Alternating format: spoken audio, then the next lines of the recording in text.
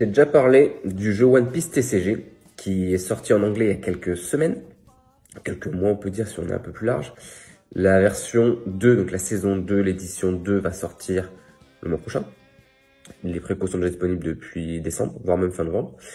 Et on a déjà un top 10 des cartes qui valent le plus cher et qui sont les plus rares sur les cartes anglaises. Donc en 10e position, on a Don Quichotte do Flamingo parallèle, qui vaut à peu près 58$. En 9e, on a Trafalgar Law parallèle, 67$.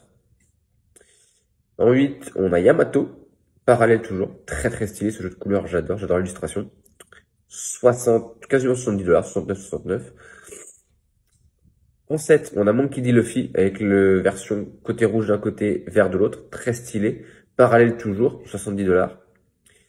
En 6, Boa Hancock, j'adore l'illustration, elle est trop belle. On dirait une peinture, c'est magnifique. 80$, en parallèle bien sûr. Toutes celles que je dis sont sur du parallèle, donc ça veut dire qu'elles sont encore plus rares et plus difficiles à obtenir.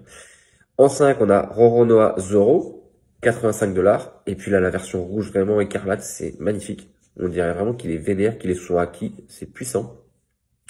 Trafalgar Law de nouveau, et oui, l'un des seuls qui est présent 2 fois dans le top 10.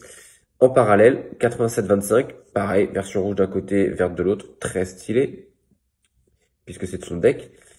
Un autre qui est présent pour la deuxième fois, Roronoa Zoro en 3, version parallèle, tout rouge au fond, version très dessinée, un peu manga, c'est stylé, 103$.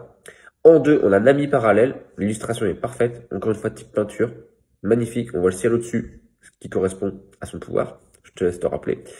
Et puis la plus rare, que tout le monde connaît déjà, c'est Shanks, Alternate Art, parallèle, qui vaut plus de 600$, environ 650$. Elle est magnifique, t'as un effet manga, planche de manga derrière, devant tu vois Shanks, grand sourire, régalade.